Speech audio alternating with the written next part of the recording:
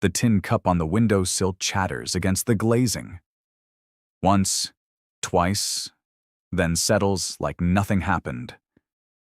I'm awake before I know what I am. Straw pricks through a coarse linen sheet, and a man's chest I've never owned rises slow under my collarbones. Wrong chest. Wrong weight. Wrong reach when my arm flops toward the cup and finds a wrist thick as a carpenter's tool, knuckles split, a thumbnail black with old blood. Somewhere across the room, a child snuffles in her sleep, rolls, settles, the cup quivers again. Not wind. Wind doesn't sing that note, not on quiet glass at 4 a.m. It's a P wave so small it shouldn't matter to anyone in this whole sleeping city. But I have spent 12 years in Tokyo listening for exactly that kind of cough in the floor, and my mouth knows the taste of it before my borrowed tongue can shape a word. Magnitude under 1. Shallow, local, and I'm sitting up before this borrowed body finishes deciding to move.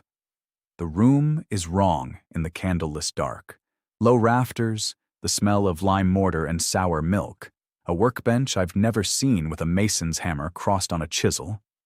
Then the wall lights up. Not the wall. The rock inside the wall. A skin of cold blue pours over the granite at the foot of the bed, and the stone goes transparent under it the way a CT scan eats through bone, layer peeling back into layer, mica flecks blooming, quartz veins forking down into the foundation and past it, deeper, until I'm staring through the floor of this house into the floor of the world. There it is. Right under us, a long, slow, sleeping mouth in the bedrock, hinged the wrong way, locked the wrong way, loaded. My breath stops in a throat that isn't mine. A figure floats at the edge of vision in clean white serif. Day 1 of 73. Below it, a smaller line. Projected release, M7.2. I read it twice. I read it a third time because the second pass my hands wouldn't believe my eyes. 73 days. The blue light pulses patient as a heart monitor. And as the bedroom tilts back into focus, I track the strain field through the partition wall toward the next room. Watch it bend where the joists step over a beam. Watch it kiss a baseboard and slide under it and stop. Under a wicker shape, small, curved, woven from peeled willow. A crib. A second small heat shape is curled on the floor beside it. Older, knees drawn up under a child's woolen blanket, a small hand thrown over the lower rail like she fell asleep holding it. Da, the older one murmurs through the wall. Half a word. Sleep talk. My borrowed mouth opens and nothing comes out. The cup on the sill rings once more and goes still. The overlay doesn't. The blue line keeps burning, exactly, perfectly, through plaster and pine and wicker, and ends directly beneath the place where the baby is breathing. I don't know her name. I know what's under her, and I know I have until the count runs out to move her off it without anyone in this city ever learning I can see. A floorboard creaks under my heel and the older girl's eyes flutter open in the dark. She doesn't sit up. She just watches me through the doorway between the two rooms. A 6-year-old shape in a child's woolen blanket, one fist still hooked on the lower rail of the crib, hair flattened on one side from sleep. Duh! The mason's mouth knows what mine doesn't. The body draws a slow breath, and the word comes out low and practiced. Shh, Sparrow, go back. She blinks. The fist on the rail loosens. She lays her cheek on the folded shawl that is her pillow, and just before her lids drop, she whispers, Wren's thirsty, and is gone again into sleep, breathing through her mouth. Wren. I taste her name on a stranger's tongue, and the floor under my bare feet keeps glowing blue. I cross. 3 steps. The blue line slides under my arches and lights up the small bones in my toes from beneath like a child holding a candle inside her hand, and I have to bite down on a sound that wants out of me. The crib is right there. Willow, peeled, woven tight, a wicker basket on rockers with a scrap of gray wool folded inside. Inside the wool, Pell. I know that now too, because there is a chalked P on the headboard above the crib in a man's blocky hand, with 2 soft strokes after it that I will fight to read later. She is no bigger than a loaf. Her mouth works in her sleep. A pulse beats in the fontanelle on top of her head, the thinnest skin I've ever looked at, ticking on the same beat as the overlay in the corner of my vision. Day 1 of 73. I crouch. The Mason's knees pop. His hands, my hands, slide under the rails of the crib at exactly the angle they have slid 100 times, fingers spread wide on the willow so it doesn't crack, thumbs up against the rockers to keep them from clacking on the slate. The body remembers what the man inside it does not. I lift. Pell weighs almost nothing. The crib balances easier than I expected, the rockers tipping into my palms like they have been taught my grip. I step backward, off the line, toward the wall opposite the fault, and I watch the blue field through the wicker as the crib goes with me. The line does not go with it. The line stays, cold, exact, burning through plaster, peeling open the floor where the crib was an instant ago and was for every night before it. The strain field doesn't care that the baby is in my arms now. The fault hasn't moved a hair. The little white text in the corner doesn't tick a single number for what I just did. Day 1 of 73. So that's the rule. The site gives me every crack, every quartz vein, every loaded inch of bedrock under this house, and it cancels exactly none of them. I set the crib down on the dry side of the room, against the cold north wall. My wrists shake against the willow, then the wood goes quiet under them. Once, twice.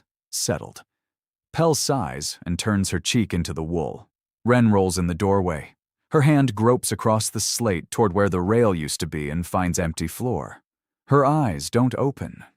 "Duh," she says, and this time the word is not a question. I kneel by her. The Mason's thumb mind VDJ brushes a strand of hair off her mouth. I do not trust my voice yet, so I say nothing, and her small fingers close around my black thumbnail and hold on like they have done it every dawn of her life. Outside, somewhere down the lane, a shutter opens. A second answers, and the bakery is waking. A man's boots cross the cobbles below the window, heavy, unhurried, friendly, and pause at our door. A knuckle raps wood. "Thomas?" a voice calls up, low, careful of the children. "You up, Mason? They're asking for you at the market. Leeson says it can't wait till light." My borrowed lungs lock against my collarbones. Wren's grip on my thumb tightens in her sleep, and I do not yet know what this city does to a man whose hands know stone better than his mouth knows his own daughter's name. Make way for the chalk, Mason. They want your eyes on it. Lyson has my elbow before I've cleared the lane, his baker's apron dusted white, steering me past the bread stalls and the ox yoke into the cobbled square where the well house stands. A knot of people has already pulled tight around its south wall. Older women in dark shawls, a boy holding his grandfather's hand, 2 guildsmen with their arms crossed. The light is gray and new. Chickens scratch loose under the stalls. At the center of all those craning necks, a thin man in a black sexton's coat is squatting at the foot of the wall with a stick of yellow chalk between his fingers. He hasn't seen me yet. The crowd has. "Tomas," someone murmurs. "Tomas is here." The sexton stands. He has a long jaw, ink on his cuffs, a small iron hammer hanging at his belt next to his rosary, and he smiles at me the way a teacher smiles at a slow pupil. "Mason, good. Look at it and tell these good people what they're seeing." He steps aside. The crack runs in the lower course. Hairline, dry, no wider than a hair, climbing diagonal from the joint, maybe 4 fingers up. The borrowed eye reads it before the man inside me does. Thermal, surface, 50 winters of cooling, nothing structural. The blue overlay flickers across the granite, and the real load lines slide right past it, untouched. I open my mouth. The sexton speaks first. "You see," he says, not to me, over me, to the crowd, "the saint's bone is unbreakable." He taps the wall once with the iron hammer. The sound is bright, clean, dense. pure granite. Stone does not split, stone does not weep. He drops to a crouch and lays the chalk against the hairline. So, when stone marks itself, vous DJ, the chalk follows the crack upward in one slow, deliberate stroke, turning the gray thread yellow. Vous DJ, it is because a sinner under this roof has confessed, and the saint has answered. A house, a name, a debt to be paid before the dust settles. The boy with the grandfather goes very still. A woman behind him crosses her wrists over her breastbone. I make myself breathe out. The sexton straightens, turning the chalk between his fingers, and the smile he aims at me has gone warmer, more curious. Mason, you were going to say? Every face in the square swings to mine. Listen at my shoulder is watching me sidelong. The widow whose well house this is, I read it in the way her thumb worries a thin copper coin, has lifted her chin to hear. The mason's tongue starts to move on its own, that old reflex of a man who has answered honest stone questions in this square his entire working life, and I bite down on it so hard the inside of my cheek tastes of iron. Behind my eyes, the blue mesh still glows across the well house. Under it, down through 40 feet of granite, the locked vault sleeps with Wren's floor balanced on its lip. If I open my mouth and say what the stone actually says, that the saint's bone splits, weeps, opens like a yawn under this city in 72 days, the next thing that touches my door is this man's chalk. I swallow the seismologist down past my collarbones. The mason's face I let go blank. Old crack, I hear myself say, low. From the dry summer, nothing. The sexton does not blink. He nods once, slow, the way a man files a thing away on a shelf where other things wait, then taps the iron hammer twice against his palm and lets it swing back to his belt. Good, he says. Then there is nothing here to confess. He steps closer. Close enough I smell the candle tallow on his coat and the wine on his last breath. You'll bring the little ones to vespers tonight, Thomas. Both of them. The saint likes to see new faces near her bone, and I would hate to come up your stairs looking for them myself. The pry bar bites under the third floorboard, and the nail screams loose like something I've stabbed. Wren is up. She's 6, barefoot, knees pulled to her chin on the stair, watching me by the one tallow candle I have lit. Pell sleeps in the willow crib against the north wall, where I dragged her this morning. The clock in the bell tower struck 11 a long time ago. Vespers is done. We are alive, and we are also not nearly finished with what this night still owes us. Papa, Wren's voice is a thread. You're breaking the floor. I'm fixing the floor. With a hole in it. With a hole first. Always a hole first. I pull the second plank. The pine groans up off the joists, and the candle throws my shadow long across the rafters, and the truth of this house lights blue behind my eyes. The locked vault, 40 feet down, still loaded, still patient, and I shove that picture back under the boards where it belongs and get to work. 2 oak balks, greased rags, a handful of river pebbles I pried out of the back lane, after dark with my fingers raw and bleeding under the thumbnail that's already black. It is not enough. It is, for tonight, what I have. The mason's hands know the cuts before I do.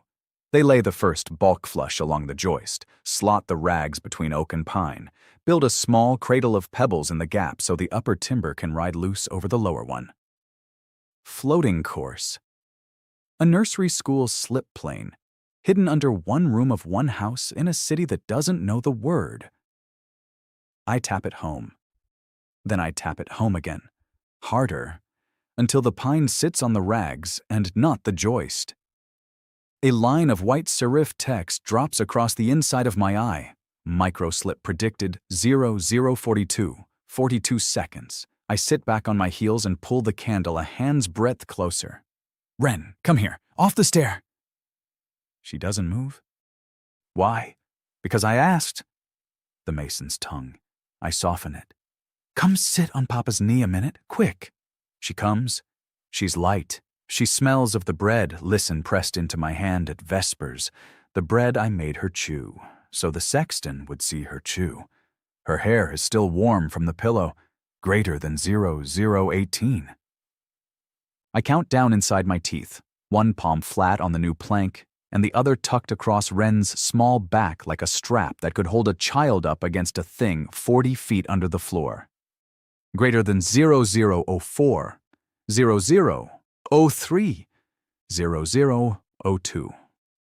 The candle flame leans. It is the smallest thing, a breath, a hair's worth of east. Wren feels nothing.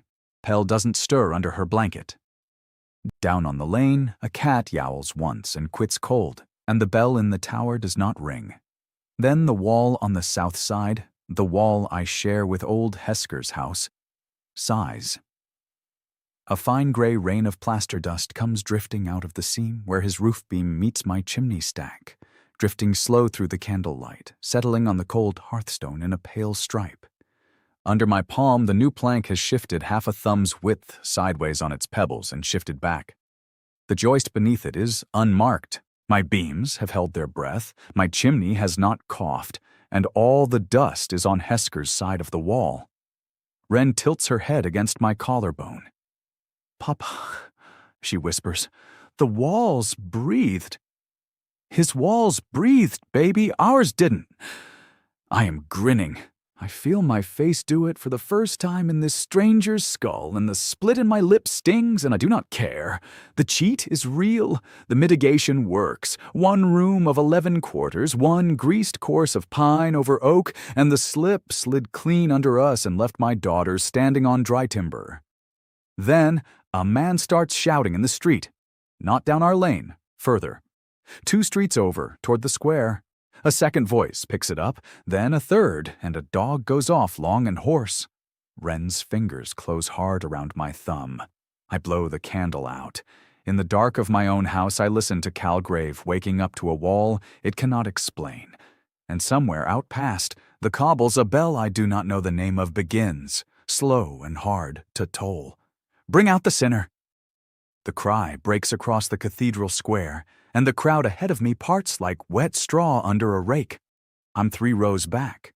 Wren is fisted into my apron. Pell is strapped tight in a sling against my chest and breathing slow against the bone of my sternum. The bell I did not know an hour ago is the iron one above the Inquisitor's gate, and it stops tolling the instant he steps through the cathedral doors. Bishop Aldous Crane, tall, dry, white-collared, hands folded for the blessing of bread. Behind him, 2 pikemen walk a barefoot man in a leather apron down to the top step. I know that apron. Joran Vel. Set my chimney flashing 2 winters back by Tomas' memory. Good hands, a laugher. Crane lifts 1 palm. The square goes still enough to hear a pigeon land on the slates. Children of Calgrave. His voice is soft. Soft carries further than shouting on cold stone. You woke this morning to a wall.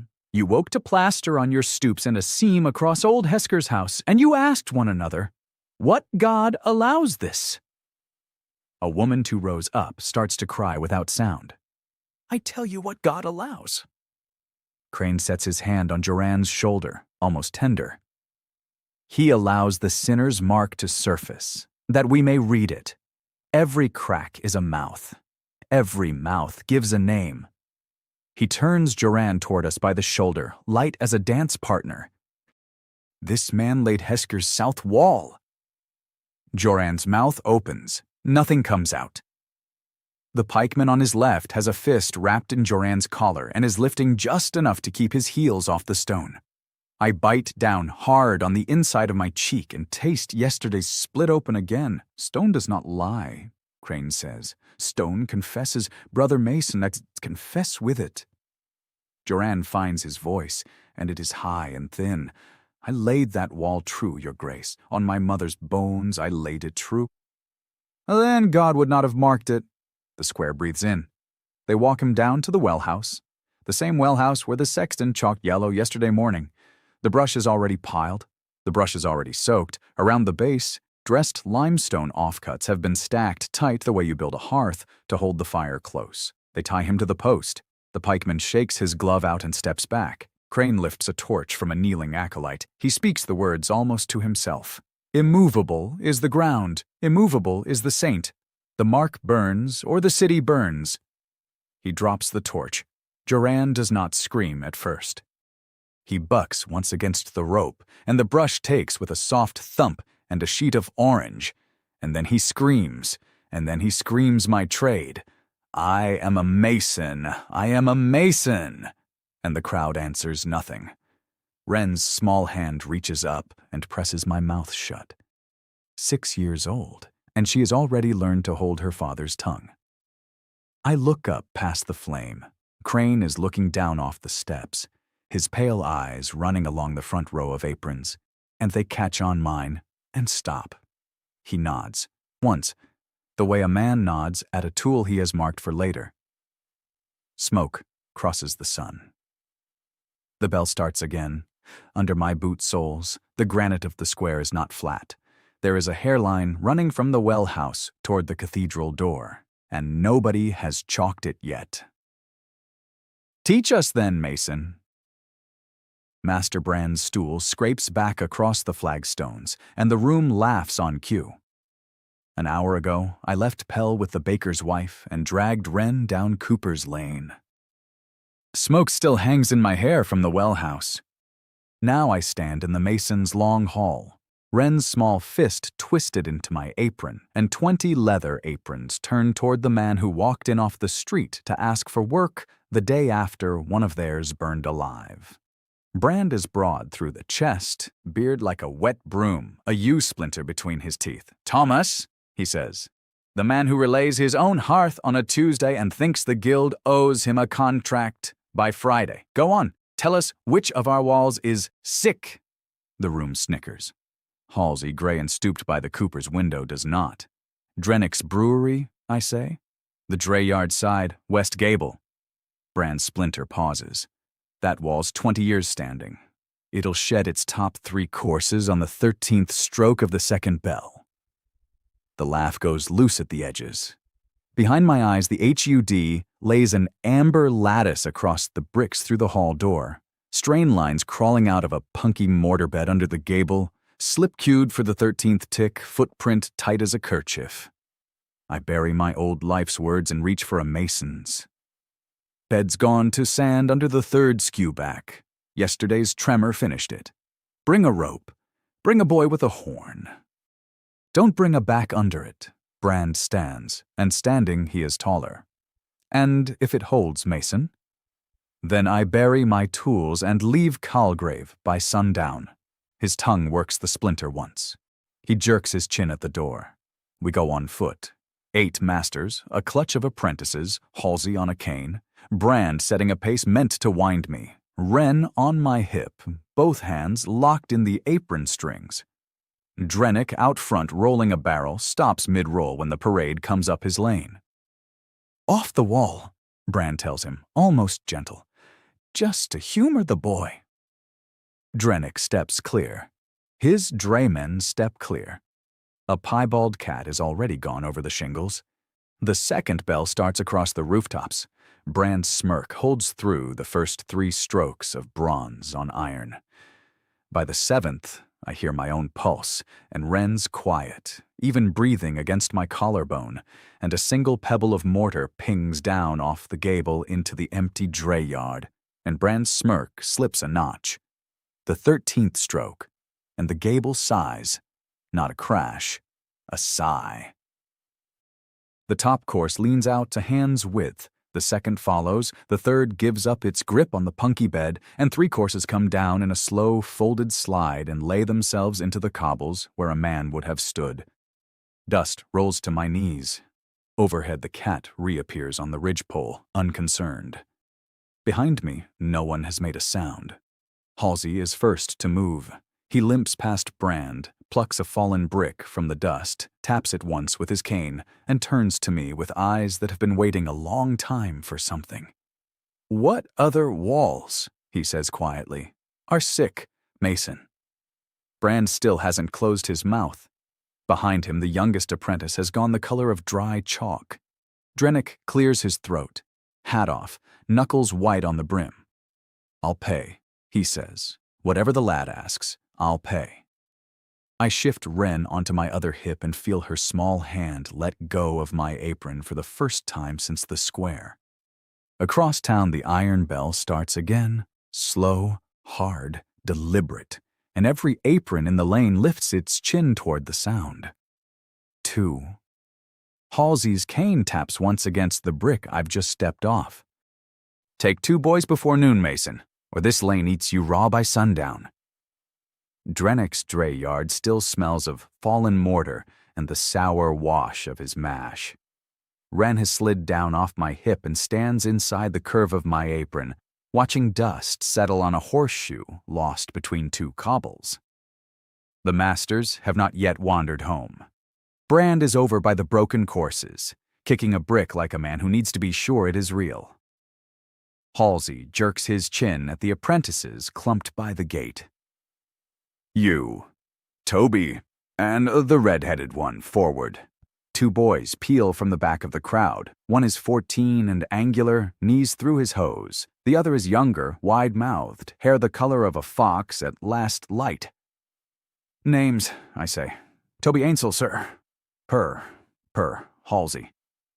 The redhead's eyes flick to the old man and back. "Grandson, then." Halsey grins at that with 3 good teeth. "He's been begging a master since the thaw. Take him or I'll skin you for the leather." I crouch in the dust. The iron bell is still going on the other side of the rooftops, slow and hard, and Joran Vell's last word is still in my ears, and I take Toby's cold hand and press his palm flat to the fallen brick at my feet. "You learn from me. You do what I say, even when it sounds mad. You don't talk about my house. You don't talk about my chalk. The day I steer you wrong, you walk free. Yes?" "Yes, master." Pear's hand is shaking. I take it anyway. "Yes?" "Yes, master." That is the oath, and it is done before any priest can object. Then the scream from the brew shed. A copper has tipped a hand's breadth on settling cobbles, and a journeyman has caught the lip of it across his forearm. Steam hisses up white off wet stone. Drennick swears and runs. A woman is at the man's side before any of us. Small, mud on her hem, a flax thread satchel banging her hip, and she already has his arm sunk to the elbow in a bucket of cold mash before I'm across the yard. "Lime," she says, not looking up. "Quick, Mason, the sack by the door, a fistful, into clean water." I fetch. She doesn't watch me come. She works, strips the sleeve, slathers a thin gray paste, wins a strip of boiled linen the color of clean bone, and the man's cursing thins to ragged breathing. Then her eyes lift to mine, gray, steady as a plumb line. She has clocked the fresh dust on my knees from the gable that should not have fallen. She has clocked my split lip. She has clocked the brick in the cobbles where I made 2 boys swear, and Wren's small fist back in my apron strings. "You knew that a wall was going?" she says. Quiet. Only for me. My tongue stops behind my teeth. "Mira." She knots the linen off and pats it once. "I keep a stall by the south well after sundown. Bring the child if you like. You'll want to tell someone the truth of it before it splits your jaw open from the inside." She does not wait for an answer. She lifts the bucket, hands it to Drennick, and is gone through the gate before I have closed my mouth. Wren's fingers tighten once in my apron. Across the rooftops, the iron bell stops mid-stroke and does not start again. A folding table cracks open against the cobbles inside Drennick's gate, and a boy in a black tabard begins flattening its hinges with the heel of his hand. He is maybe 12, ink stain on his thumb. He sets a brass pot beside the table leg, opens a satchel, and draws out a slab of book the color of dried liver, laying it down so the spine faces me. Halsey's cane has gone still on the brick. Then the man himself comes through. Black soutane, White bands, a quill case at his belt that knocks his thigh with every step. He is thin, sandy-haired, soft-mouthed, and his eyes are nothing in particular until they find me. And then they are a small, bright pin. By order of His Grace the Bishop, he says, mild as warm milk, every mason, journeyman, or laborer who has reported shifting stone in this quarter will be registered. It is a kindness, so that good men are not mistaken for sinners. Brand, over by the broken courses, takes one step back. The clerk smiles at him. Step forward, master. You first, I think. Just your name and your parish, nothing more, for the comfort of all. Brand swallows once. He gives both, slow, as if the words cost coin. The boy writes, careful, blotting, scattering pounce in a fine yellow drift that the breeze takes off the page. Then Drenick. Then the red-headed journeyman whose forearm is still bandaged with Mira's clean linen. The clerk does not ask about the burn. He asks only the name, only the parish, only the year the man was apprenticed. He thanks each one as a priest thanks a hand that drops a coin in the plate, and each one steps back into the yard looking smaller than when he stepped up. Wren's fingers find my apron strings again. And you, the clerk says, and the pin of his gaze does not waver, are the young master who called the gable, Thomas Ricke. It comes out before my tongue can plan a wiser word, because to refuse here, in front of 20 witnesses, is to fetch the bell back on its rope. Of which parish, Thomas? St. Aldrich's. Thomas Ricke, St. Aldrich's. He says it to the boy, who writes it. Then the clerk himself reaches down, lifts the quill from the boy's fingers, and adds a small mark beside my name in a fresh dip of ink, a curl, a hook, a snail's track no longer than a fingernail. He blots it. He blows on it. He smiles up at me as if we two have just shared a small joke at the boy's expense. A new ledger, he says, very softly for me alone. Most of the names in it will leave it again in time. And the others? Stay. He closes the cover with both hands. The leather under his palms is not brown. It is the dark, wet red of a slaughter floor that has been scrubbed and still remembers. He hands the big book to the boy. The boy gives him a smaller one, palm-sized plain calf, which the clerk slides inside his soutane against his ribs.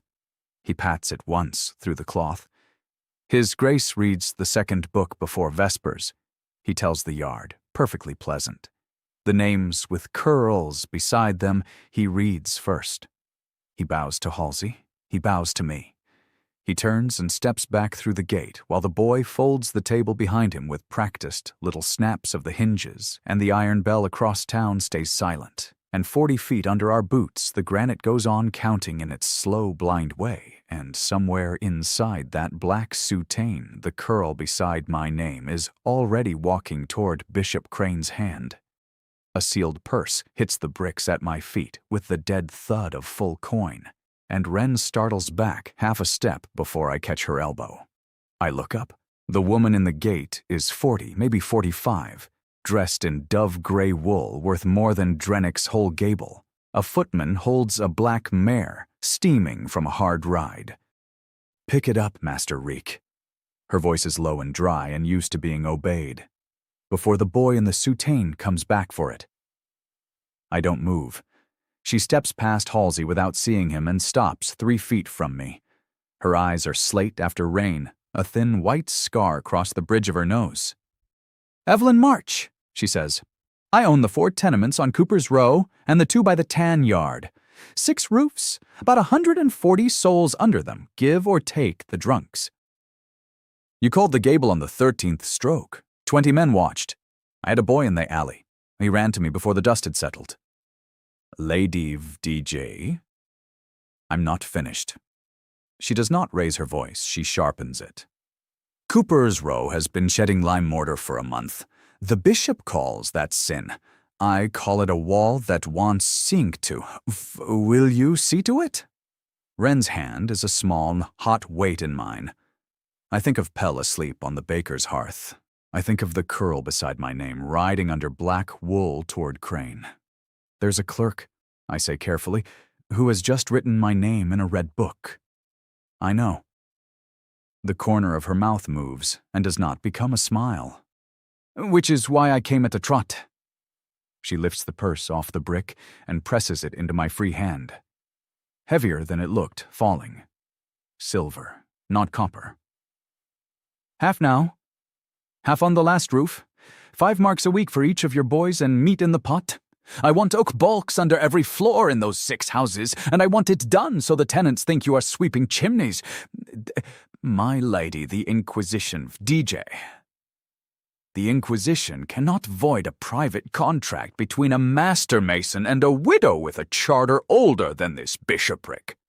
She brings a folded vellum from her sleeve, Vridijo, wax-broken. The seal, the dark color of dried blood. My father's grant from the old king, sealed by 3 C's. Read it tonight. Sign it at dawn in my parlor before the bell rings prime.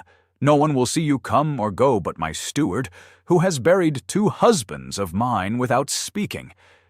She lays the vellum flat against the purse in my palm and closes my fingers over both. Her grip is bony and strong. Master Rake, I do not pay for prayer. I pay for joists that hold. Why me? Because you knew. Her eyes do not soften. They pin. And I would rather feed the man who knew than bury the 140 who didn't. She lets go. She turns. The footman is already wheeling the mare. At the gate, she pauses without looking back. Dawn. Cooper's Row. The gray door with the brass fish.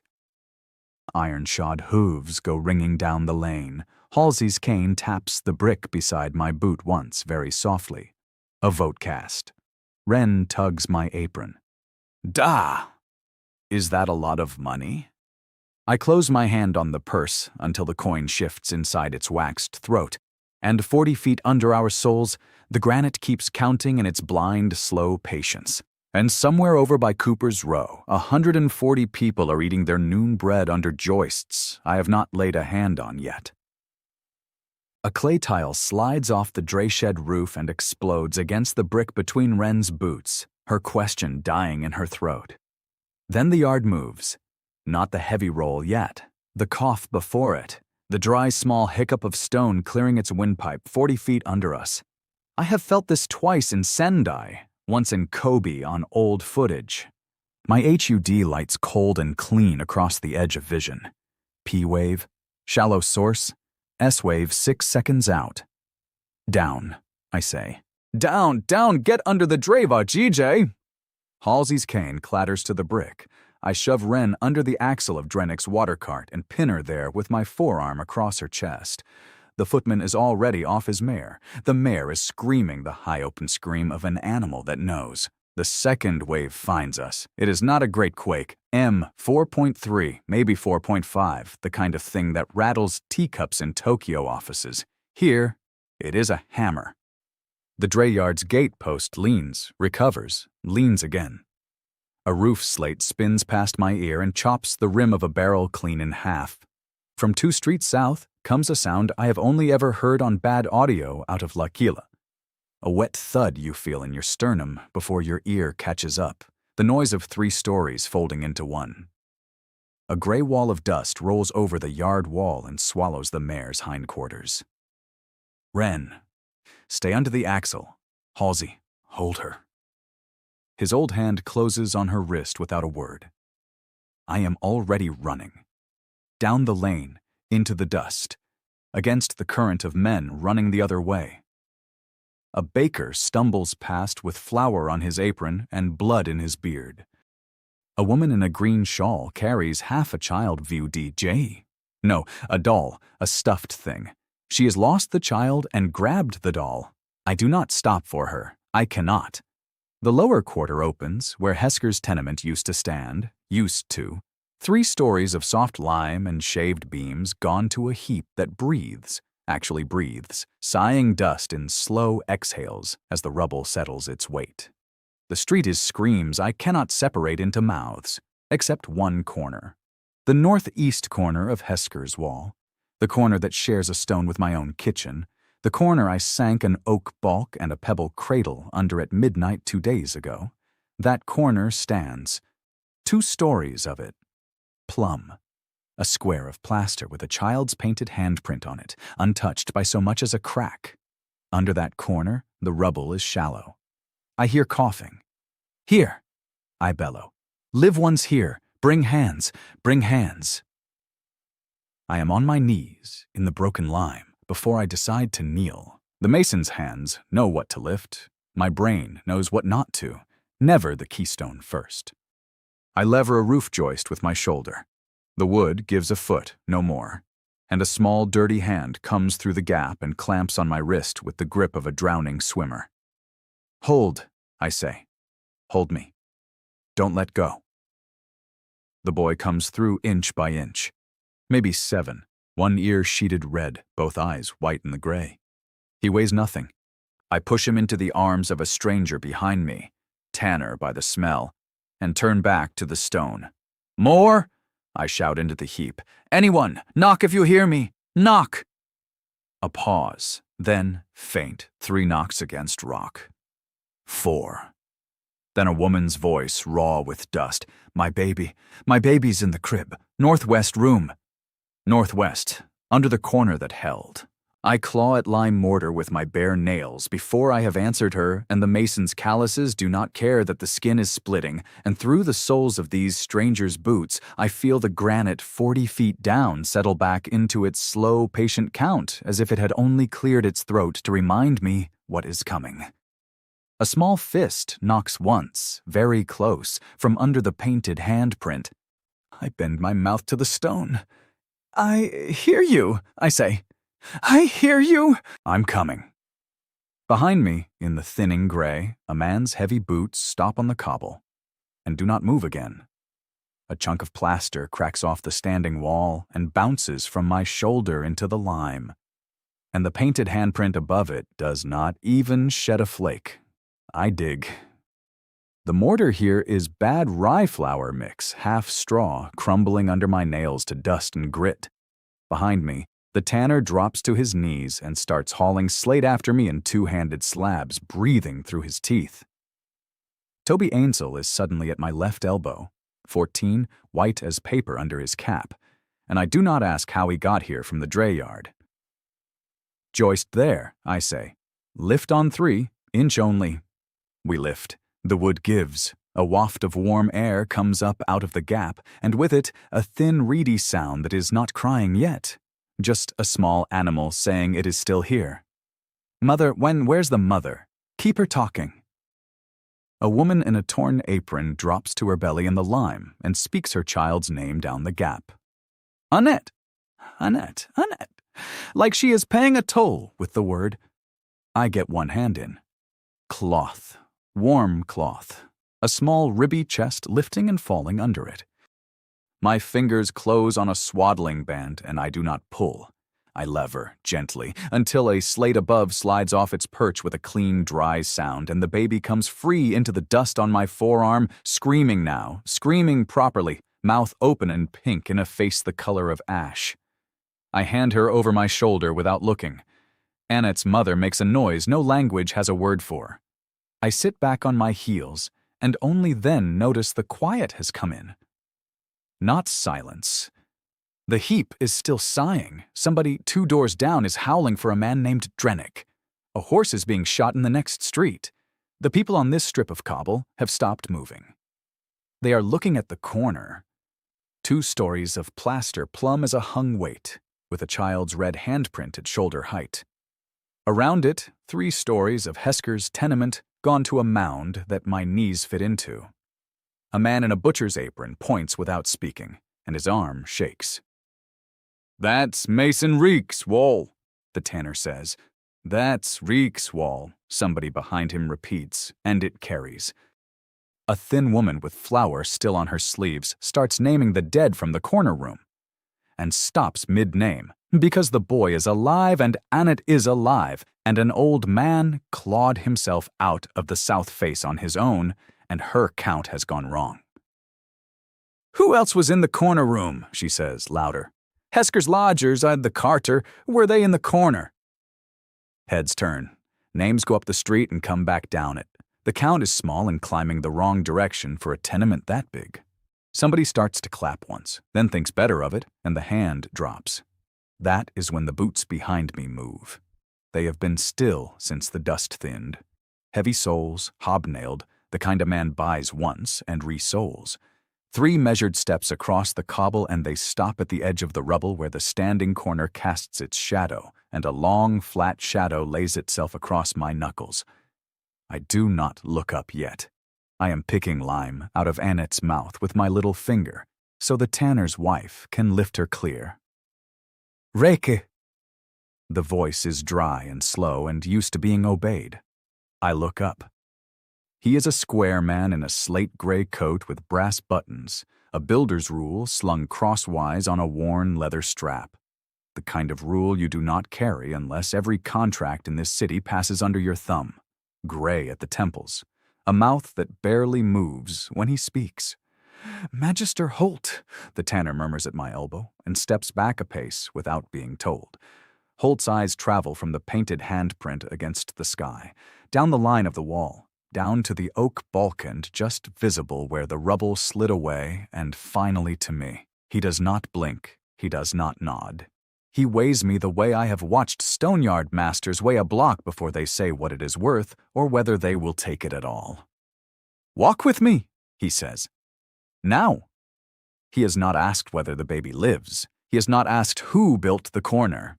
He has not asked anything at all, and the crowd around us has gone so quiet I can hear lime grit ticking down inside the standing wall. And somewhere up the lane a fresh set of boots is coming on at a march. Many boots, moving together, moving fast. I get up off my knees. Heretic work. Heretic hands. Heretic stone. Bishop Crane's voice comes up the lane ahead of his boots, and the crowd around me splits for him without being told. Holt does not move. He stands 2 paces in front of me with the builder's rule still slung across his chest, and his eyes flick once to the column filing in behind that voice. 6 in watch livery, 2 priests in unbleached wool, a brass-shod staff striking the cobble in slow time, and back to me with the smallest tightening at the corner of his mouth. The column halts at the lip of the rubble. Crane steps up onto a broken keystone, white stole, still pinned with this morning's ash from Duranville. His gaze drops to the heap, climbs the standing corner, stops at the painted handprint at shoulder height, and his lip curls as if he has found a roach in his bread. "Look at it," he says, not loud. "Look at what man's meddling leaves standing while God's honest courses fall." Heads turn. The flower-sleeved woman's count dies on her tongue. The tanner takes a half-step back into the crowd and does not meet my eye, and the strip of cobble that 10 minutes ago was naming Annette alive goes cold around the ankles. The quiet earth the Maker laid under this city does not pick out one corner to spare, Crane says. Earth does not choose, only sorcery chooses. Somebody in the back says amen, very quietly, like a man paying on credit. Holt's jaw works once. He does not speak. I open my mouth and Holt's hand comes back without looking and finds my wrist and presses down "Wow DJ" once, hard "Wow DJ," and I shut it again. "Whose wall?" Crane says. "Reeks. Not the tanner. Somebody behind him. The word that carried 5 minutes ago carries again, and this time it carries the wrong way down the street." Crane's eyes find me. He smiles, small and patient, the way a man smiles at a fish he has been waiting for. "Mason Reek, step forward and answer." Holt's grip tightens. I do not step. "He's hurt his hand," Holt says, flat into the air between them. "Magister's business. He answers to the council bench at noon." Crane does not look at Holt. Crane has not, I notice now, looked at Holt once. "The council bench will keep." His eyes slide past me and stop. "You there, boy." Toby Ainsel goes the color of wet linen at my elbow. "Step out, son." Toby's chin comes up. 14 years of dray yard and chapel and a private oath sworn in my kitchen at midnight. and he steps out into the cleared cobble. Your name. Toby Ainsel, your grace. And whose hand laid the greased rags under that corner? Toby Ainsel? Whose hand cradled the oak balk? Crane's voice goes silken. A boy's hand, was it not? Toby's mouth opens and shuts on nothing. Don't, I say. Crane's head turns to me at last. Mason, you will not speak when a child is asked. He carried slate, I say. He carried slate this morning. He pulled tile off Annette's mother an hour ago. Ask anybody standing here. I will ask the irons, Crane says. The two priests come forward with a length of chain between them that has been used before. I see the rust on the cuffs. I see one cuff sized for a wrist that is not done growing yet. Toby's eyes find mine. I take a step. Holt's hand goes flat to my chest. Reek, he says, low, through his teeth. Not here, not the boy. You answer to me first. The cuff closes on Toby's left wrist with a small, unmusical click, and the second cuff closes on his right, and a priest's thumb checks the pin and nods up to Crane on the keystone. Heretic tampering, Crane says. Not to me, not to Toby, to the crowd, which is not amening anymore and not breathing either. Brought this house down. The boy will answer for the hand. The master, DJ. His eyes come back to me, bright and dry and almost kind. D-I-J. The master will answer for the boy. They turn Toby by the shoulder. He does not pull. He looks at me once over the iron at his wrist, lip bleeding where he has bit through it, and the column of watch boots closes around him and starts back down the lane the way it came. Holt's hand has not left my chest. Walk with me, he says again, quieter. Not a summons this time. A leash. And he is letting me feel that he's the only thing on this street holding it. The rust on those cuffs was fresh this morning. Sit! Holt's chair scrapes back from the council bench. I don't sit. The room is bright. Clear-story windows, full noon, dust turning in the bars of light. Long, oiled oak. A brass weight pinning a roll of district plats. Halsey on a witness stool at the far end, apron still chalked from the rubble. Two clerks at the side desk. No priests anywhere. Holt has cleared every collar Crane could send a runner to. Reek, my apprentice first. Sit, or stand and lose him. I sit. The chair's dowel clicks under me, and I file that under things I will fix when I own the right to fix things in this town. Lay it out. I lay it out. Hesker's mortar had river sand in the bed course. I scraped a thumb on the way out. Halsey took the rest. Halsey lifts a kerchief from his lap, dust gray, and sets it on the boards. Joranville never laid that course. Hesker's own boy did it cheap. Vell signed off green, and the receipt is in your second drawer. Holt's hand goes to the drawer. Paper rustles. He doesn't speak. Drennick's gable. I called the bell stroke. 27 men in the chapter house heard it. Halsey kept the tally. Halsey sets the ledger beside the kerchief. Annette Hesker, 7-month baby, alive on her mother's chest right now. The tanner's wife will swear where I cut. The cut runs east-northeast off the corner Crane is calling sorcery. Any guild man can read a chisel mark and tell you it isn't a hex sign. It's a relief joint. Holt's jaw works the way it did on the cobble. You're asking me to call a bishop wrong on a question of stone. I'm asking you to call him wrong on a question of stone. A draft horse passes the window with its harness chains clinking. I push the last card across. Lady March's charter, folded in oilcloth, her seal in green wax, bishopric proof, witnessed at the king's lower bench last winter. I lay it flat. I do not let go.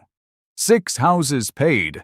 40 more I lay courses under in 15 days. She writes the cost to her own purse and the watch off Toby's wrists. You sign me 3 districts and her seal protects yours. Holt looks at the green wax for a long count of his own breath. 3 districts, he says. Not the cathedral close.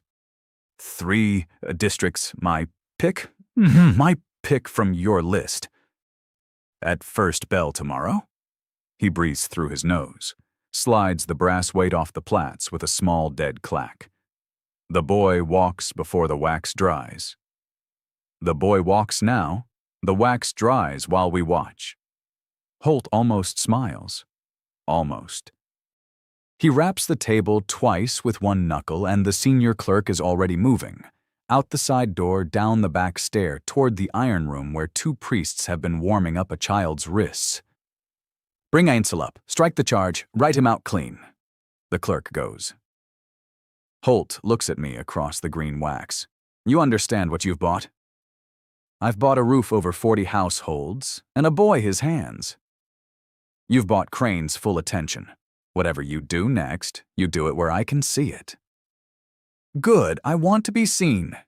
He drips the wax, green for March, then his own black over it, the master builder's seal of Colgrave biting through both. And the room smells of resin and hot honey. He blots it and slides the page to me. I don't take it yet. I'm listening for the side stair. Boots, 2 grown men's tread and 1 boy's between them, faster than either, taking the last 3 steps at a jump. Toby Ainsel comes through the doorway with his wrists naked and pink where the cuffs had been, lips scabbed, eyes too bright, and stops dead at the sight of me at Holt's table with green wax cooling under my hand. Master. Apprentice. I fold the charter once, careful of the seal, and stand. Halsey stands with me. Ledger and kerchief go into Halsey's apron. I walk Toby out under my own arm, past the side clerks, past the brass-shod staff leaning empty in the corner where a priest left it propped, through the council door into the upper square. Full noon, sun on cut stone, every shadow short and honest. My crew is already gathered at the well head with chisels in their belts, waiting for a word. I give it. Lower quarter, by light, from this bell. They move, and at the back of them, quiet, hands clean, watching me, the way a man watches a coin he means to flip WDJ, stands a face I do not know yet. The mallet comes down on the pine wedge, and the wedge bites a finger's depth into the granite seam without splitting the block above it. Hold! I crouch in the tannery yard sawdust and run my thumb along the joint. The wood has eaten the shock. The stone has not moved a hair. That is what we want. Pell Wickham, 20 raw-knuckled, a quarryman's son, straightens off his knees and grins like he's just kissed his first girl. 6 masons in the line lean in to see the wedge. Every 4th course on a load-bearing run, every 2nd on a gable, the timber compresses, the stone rides it. I stand. The borrowed back complains under the lowest rib, and I ignore it. When the ground talks, your wall answers polite. It does not argue back. Master, a journeyman from Drennick's old crew, Mauer, lifts his chisel. Guild will call this cheap work, wood inside a wall. Guild will call it whatever Crane tells them to call it. You'll call it the reason your sister's house is still standing when mine isn't. Mayor's chisel goes back to his belt. That is the sound I've been chasing across 9 yards in 12 days. A chisel deciding. Halsey is at my elbow with his book open, every yard, every mason, a chisel mark beside the name, the short oath under it. I cushion the course, I name the flaw. I tell my brother before I tell my purse. They cut the mark themselves with their own iron in front of me, and Halsey reads the marks back at supper like a priest reading bones. Tannery Row's near done, he murmurs. Cooper's Lane after, then the orphan school by Glass Bridge. Glass Bridge first.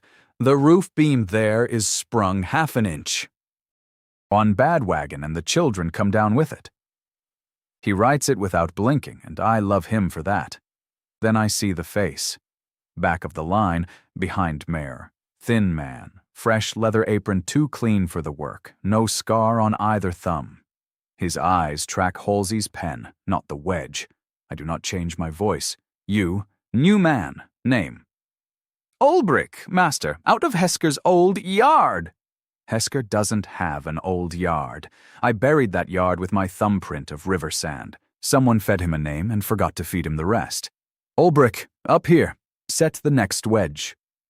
He comes. His hands take the mallet like a man who's held a quill more often than a haft. The wedge goes in crooked. Pell almost corrects him, and I press 2 fingers to Pell's wrist, and Pell goes still. I let Ulbrich tap. The wedge skids. A white flake spalls off the limestone with a small, dry crack. Closer next time. I clap his shoulder, friendly, the way Halsey claps men he likes. Stay on this crew. I want you on the glass bridge, run at first bell. Yes, master.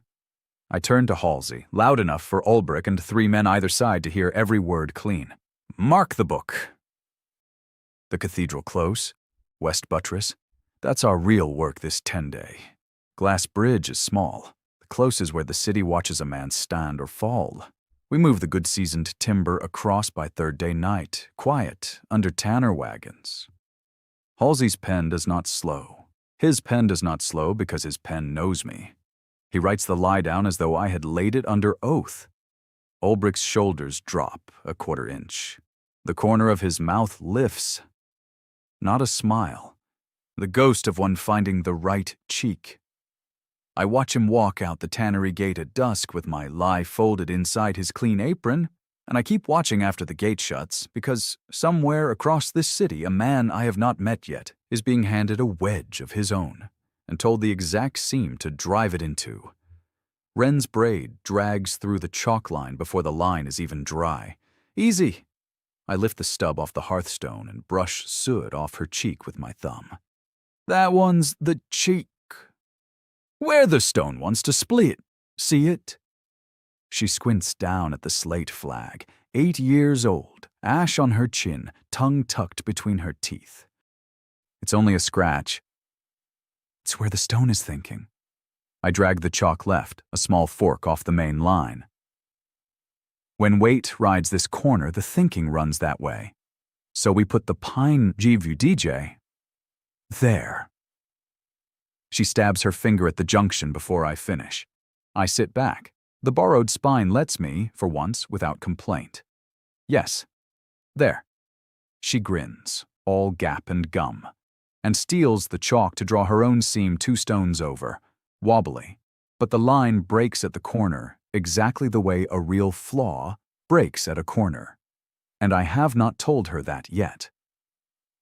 Across the hearth, Pell Wickham lifts the kettle off the hook with a rag around his fist. He came at second bell to bring me the chisel he forged this morning, and he has not gone home. The chisel lies on my table. He keeps glancing at it like a boy at a sweetheart. A log pops in the firebox. Pell hears it before I do and laughs. Heart rot, he says. Listen to the snap, like a small bone. You sound pleased. I'm pleased we can hear it. He sets the kettle down and looks me square. Master, they can come for us tomorrow. Tonight they're nowhere in this kitchen.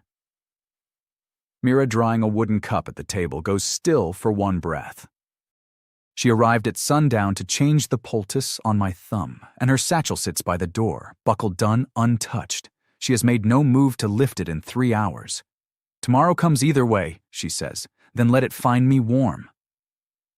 Her mouth almost answers. I see it catch the smile before her mouth does. Wren tugs my sleeve. Da. Is this one a cheek? Da. The word lands somewhere under my 3rd rib and stays there. I am not her father. The man whose back I wear was her father. The man whose chalk I'm holding. The man whose hearthstones these are. I open my mouth to correct her, and Mira catches my eye across the firelight and shakes her head once. Slow, with the weight a healer uses when she has already decided what is good for the patient. I close my mouth. That's a cheek, I tell Wren. I run my thumb along the line. Good eye. Now, find me the gable. She bends to the stones, braid swinging. Mira pours. 2 cups. She sets one beside my knee without asking, and her shoulder grazes mine on the way back to the bench, and she does not move it away for a half-breath longer than a healer would. Stitches are good, she says, quiet. Eyes on my thumb, on my mouth. Don't tear them tomorrow. I'll try. Try harder. The fire pops again. Pell rolls a chestnut in the ash with his boot heel and starts humming, off-key, the apprentice's walking song. Wren picks up the second verse without lifting her face from the slate. Mira's knee rests against mine and stays there. For one bell in this kitchen, chalk under my hand, a song I do not know in two voices, Mira's tea warming through my shin. I forget. I forget the skin is borrowed, I forget the cathedral close, and Ulbricht's too clean apron, and the man somewhere out across this city being handed a wedge with my name carved in it. I lean my head back against the stone of the hearth. My hearth tonight, mine.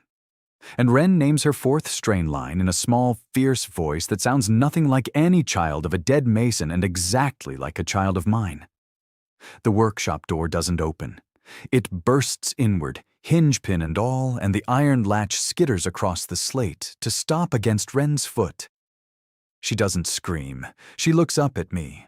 I'm already moving. 3 men, then 4.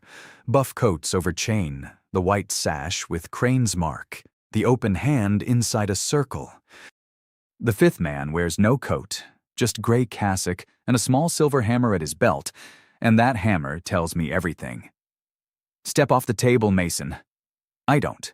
Pell's chisel lies beside Halsey's tally slip and a chalk drawing of the glass bridge beam I won't be repairing at first bell now. The cassock flicks 2 fingers. A buff coat shoves my shoulder. I give a half step, only one, and put my hip against Wren so she's behind my thigh. Duh.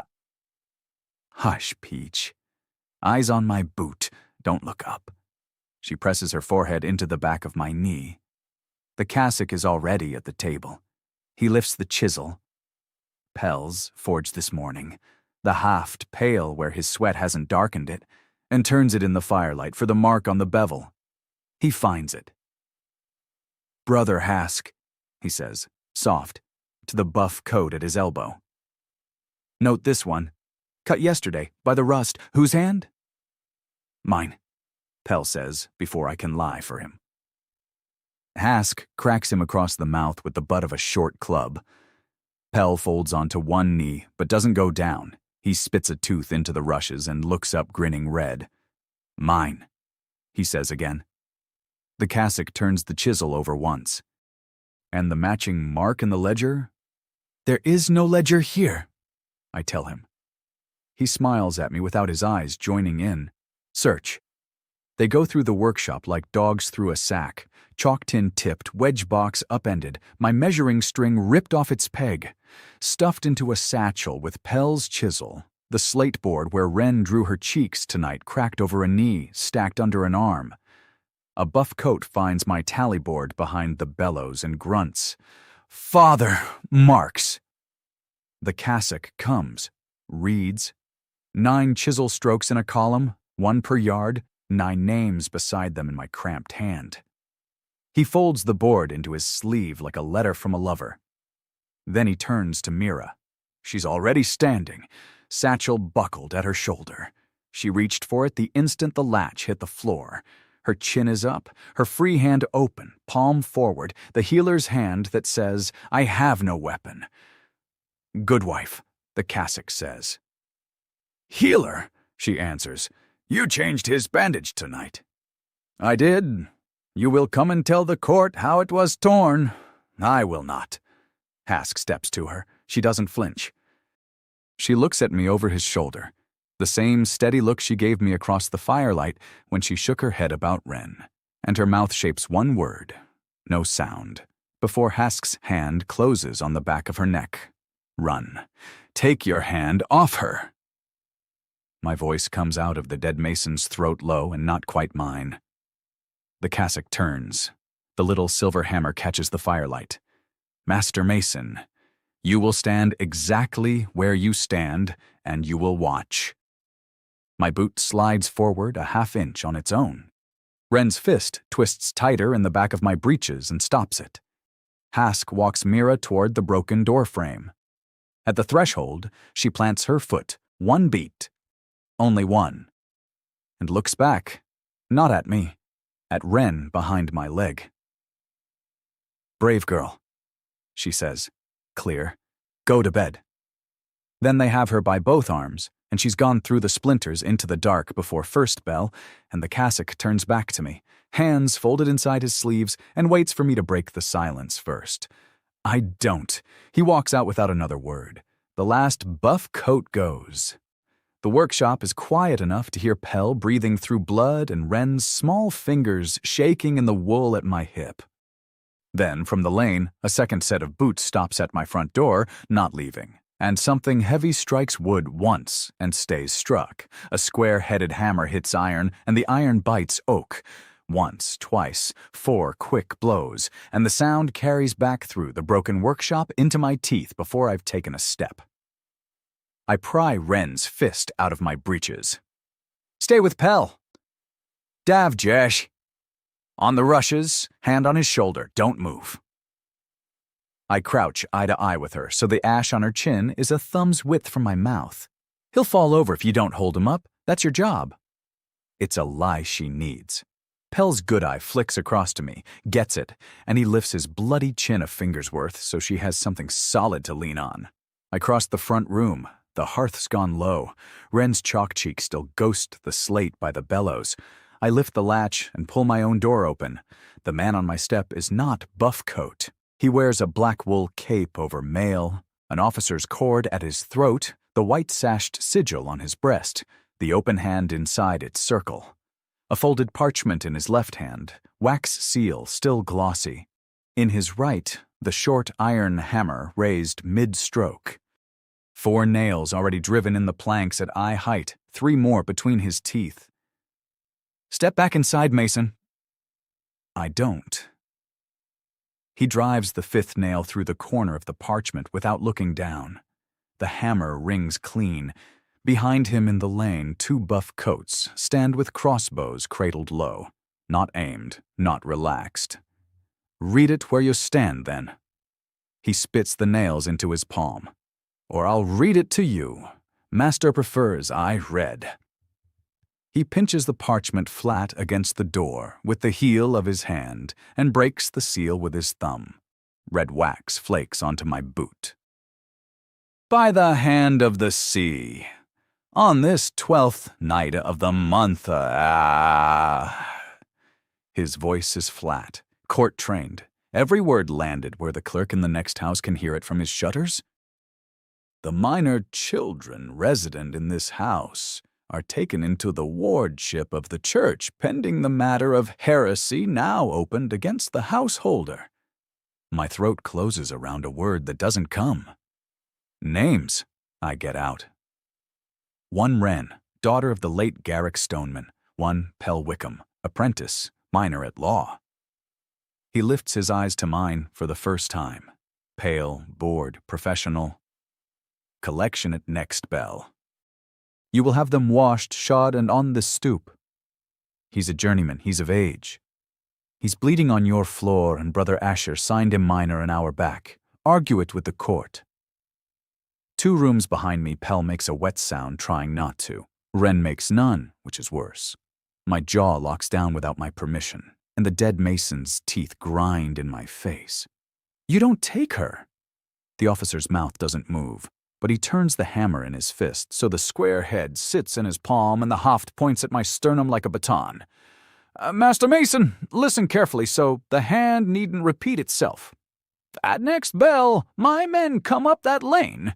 You bring out 2 children, clean and quiet, and you walk back inside and you live until the court calls you. You bring out 1, you bring out none, you bring a knife, any of those, and we burn this door, and we burn this hearth, and we burn whatever's still inside, and we take the girl out of the ash." He sets the last 2 nails between his teeth. "Next bell, Mason. Decide what you love more, your secret or the small one behind your leg." He turns. The crossbows turn with him. Boots go back down the lane in step, and the writ shivers on its 5 nails in the night air, and somewhere over the roofs, a bell rope is already being unlooped for the hour that's coming. I stand on my own step and read Wren's name in a clerk's careful hand. Pell's underneath it, the wax still warm. Next bell. How long is that in chisel strokes? How many doors can I wake before that rope drops? And how many of 9 names will still answer when I knock? A knuckle raps the back shutter, 3 short, 1 long. Mayor's knock, before I've stopped reading the writ. I'm at the kitchen window before I know my feet have moved. The shutter swings in. Mayor's broken nose fills the gap, and behind him in the alley, 6 shapes stand still as posts. Halsey with his ledger sleeve rolled past the elbow. 2 of the bridge crew. Old Tovin from the Cooper's yard, who I'd half written off as a maybe. Heard it down the lane, Maurer says.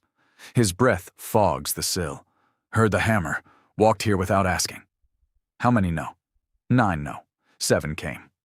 The other 2 are running the bell rope slow.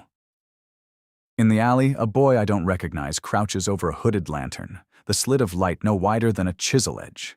Halsey lifts his chin at me. Where's the healer? Crane's cells, under the chapter house. Mayor spits into the gutter. Then we go now, master, before that bell gets honest. The next minute is rope and quick decisions. Wren stays in the loft with Pell. Halsey's wife, already on the ladder, paring knife flat across her knee. The rest of us move through the back lanes in 2s, hoods up, hammers tucked. Cobbles slick from a wash bucket someone tipped at the corner. I count breath, not steps. The chapter house squats behind the cathedral, close like a fist on a knee. 1 door at the kitchen end, 1 iron grate at the cellar mouth, and 2 buff coats slumped against it, crossbows on shoulders, bored sick of standing. Tovin, I whisper. Drunk? He hands his hammer off without a word and stumbles into the lane, bawling a song about a bishop's daughter. Both crossbows swing toward him. Maurer is already past me with a coil of waxed line. Halsey takes the left guard from behind with a wool sack and his whole bulk. The man folds in on himself with a grunt that doesn't carry past the wall. The right one turns. The right one opens his mouth. The right one gets Maurer's elbow across his throat and goes down quiet on the flags. I'm at the grate, palm on the iron. The lock is a wardless plate, country-made, lazy, built to keep a drunk peasant from wandering in, not a guild full of stoneworkers from going through. I read the seam where the pin sits crooked in its housing, set the chisel under the lip, and walk a pine wedge in beside it with the heel of my hand. 3 taps. The pin climbs. The grate sighs open on greased hinges, and the cellar breathes up at me with cold piss and lamp oil. Mira, I call low. A scrape down the dark, then her voice. Hoarse. Alive. Garrick. She comes up the steps on her own legs. One eye is swelling shut. Her wrists are bound in twine. Twine because Crane wanted her soft for the morning, and I cut it on the chisel edge, and she catches my forearm hard enough to leave 4 red half-moons. Hask, sleeping off wine on the bench.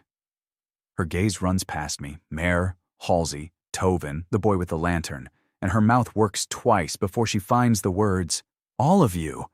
7 of 9, Halsey says. Behind us, from inside the chapter house, a smaller bell starts up, Vidide. Not the hour bell, the chapter's own. 3 quick strokes, pause, 3 quick. Someone has found a guard on his back. Mayor jerks his head toward the river. Walk fast. Talk less. We walk fast.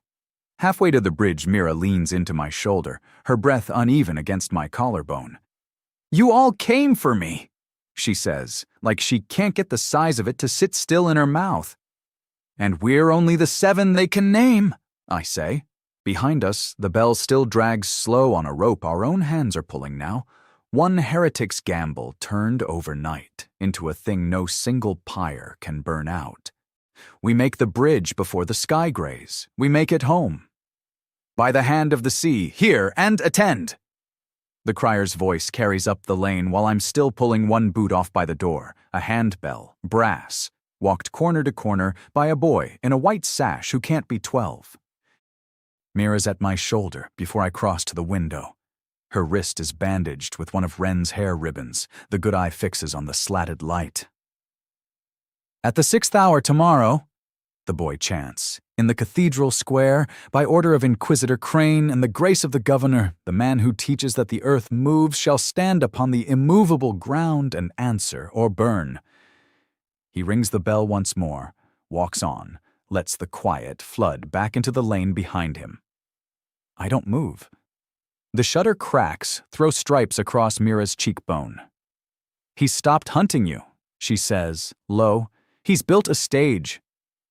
Outside, 2 buff coats roll a barrel of pitch past the gate, toward the square, not away from it. A third walks behind with bundled faggots cradled like an infant against his ribs, and he is whistling. Whistling. I watch the bundle go, and my back teeth find each other. Mayor steps out of the workshop, wiping pine sap off his thumbs. "Master, we go to ground. Loft, cellar, Halsey's brother, and Stallworth. Pick one, and we move before the noon bell." I shake my head once. "Master, Vijay." Quiet a moment. I close my eyes. The mason's broad hands rest flat on the sill. Under my palms, under the floorboards, under 9 yards of plaster and joist, the granite is doing what granite does when it's about to misbehave. A low pressure on the inner ear that isn't sound, a hum at the base of the jaw. The same nagging wrongness I used to read off a needle in a basement in Hongek. I count the count I've been counting since the night I woke up wearing Garrick. The slow tick under the youngest girl's crib has crept up a hair. Hours away, not days. The loudest hour, by every line I can draw, sits inside tomorrow's 6th-hour bell like a wasp in a fig. I open my eyes. "He wants the immovable ground," I say. Mira reads my face faster than Mar does, and her good eye narrows. "No. Yes. You'll walk into his fire. He lit it for me already. I just need to be standing on it at the right minute." Mayor's palm comes down on my forearm, flat, heavy, callous as I know now. "You're tired. You're not thinking." "I'm thinking better than I have in a week." I turn from the window. "Halsey in. Tovin too. Pell stays put. Wren stays put. Halsey's wife keeps that paring knife flat across her knee. Bridge crew on the south corner of the square with their hammers under their cloaks, not to swing them, to be seen carrying them. You're behind the fountain with Tovin's coil of waxed line, Mira, but Wadij green vial and willow tea both in your sleeve. We move at 5th bell. We are standing under Crane's hand by 6th.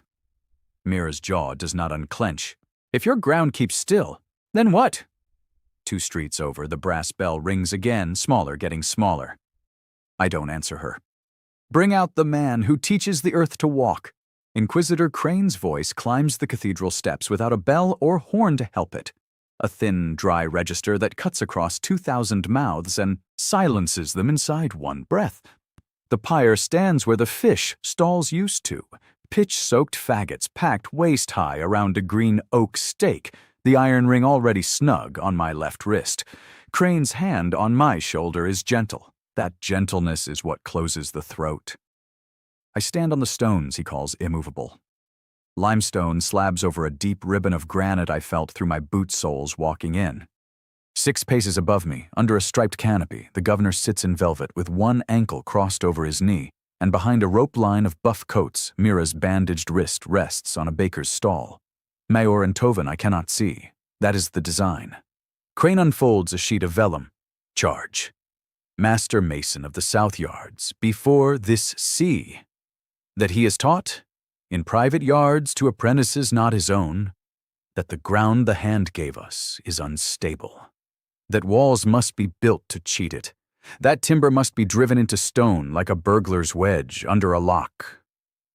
A murmur runs the crowd, breaks on the steps, dies. "Proof," he says, soft enough that the square leans in, "is beneath his feet. This square has not moved in 300 years. The cathedral behind me, 300. If the earth shrugged, the floor would tell us." His palm lifts from my shoulder. "The floor does not lie. Let the heretic stand on it and answer." I count under it, under limestone, under granite. The hum at the base of my jaw is louder than at dawn. Closer than I'd told Mira, closer than I'd let myself believe walking in. I pitch my voice for the back of the square. I taught a wedge. Crane's eyebrow lifts a half line. The governor's ankle uncrosses by the width of a coin. A pine wedge, I say, slower, set into the seam between two courses of cut stone. When the wall is pressed sideways, the timber compresses, a finger's width no more, and the stone rides on the gave. It doesn't snap. It rocks back into its bed. That is what I taught in 9 yards. Show me the doctrine it offends. The doctrine, Crane answers, that the hand laid solid rock under his city, and that rock has not stirred. Then a pine wedge offends no doctrine. One laugh, one, somewhere near the fountain. Crane's eyes find it, and the laugh dies under them. You taught walls must ride a movement, he says. If there is no movement, no wall needs to ride. If a wall needs to ride, vav to DJ. His palm opens toward the pyre vav DJ. Then you preach that the floor we kneel on shifts. The governor leans down a finger width. He wants this argued, not lit, and the hesitation in his velvet sleeve is the only floor I have left. My Lord Governor. I turn my head to him without moving my pinned wrist. Ask any cooper in your city why an iron hoop holds a barrel. Then ask him why a barrel without hoops still keeps wine. The hoop is for the day the wine freezes. The wedge is for the day the floor remembers what floors remember. Remembers what? Crane snaps. Itself. The hum has crept past my jaw and into the back teeth, loud enough now that I could almost mistake it for a sound I could put a name to. Sixth bell, Crane says to the deacon at his elbow. Strike it. The deacon does not move. He is looking at the governor. The governor is looking at me. I take a half step against the chain and start talking again before anyone can fill the silence. There is a beam in the orphan school by Glass Bridge sprung 2 finger widths out of true. I know which beam. I will name it for any builder here and tell him how to set it before you light a single stick.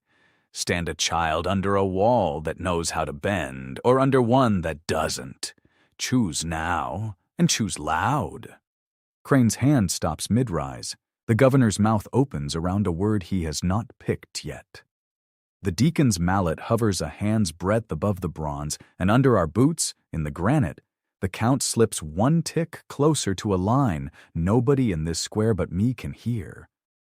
The bronze bell hums on its own, a low gut note nobody struck, and the deacon's mallet falls out of his fist and rings once on the stone. Then the limestone under the pyre lets out a sound I have heard one time before. In a Hongag stairwell at 3 a.m, and never since. A long, dry pop that travels up the green oak stake, through the iron ring on my wrist, into the small bones of my ear. Crane's vellum drifts out of his fingers. For a full heartbeat, nothing in the square moves, not the canopy tassels, not a pigeon on the cathedral cornice, not one of 2,000 held breaths. Then the floor remembers itself. The slab 6 paces in front of the pyre splits along a seam no mason cut. Not a tremor, a clean, decisive crack, the kind a thawing pond makes at dawn, running diagonal under Crane's boots and up onto the first cathedral step. The governor's striped canopy lurches. 1 pole skews a hand's width. A serving boy clinging to the rope grabs for the velvet hem and misses. Hold! Crane shouts at the square, at the bell, at the air.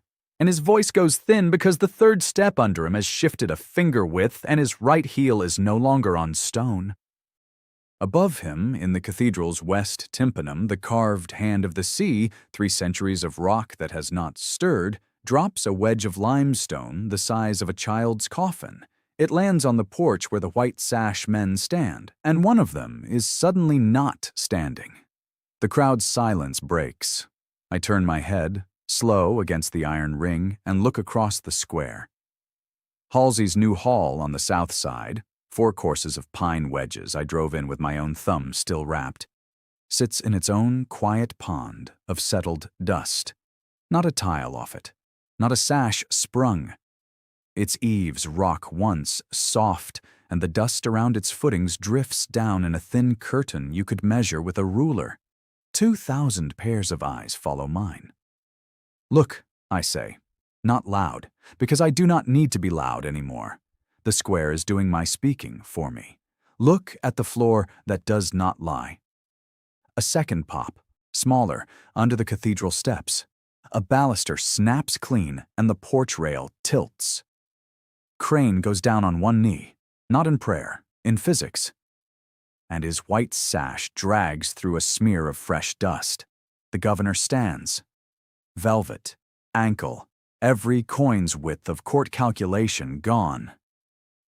He stares not at me, but at the seam running toward his canopy, and the man who has presided over 200 trials cannot find his face.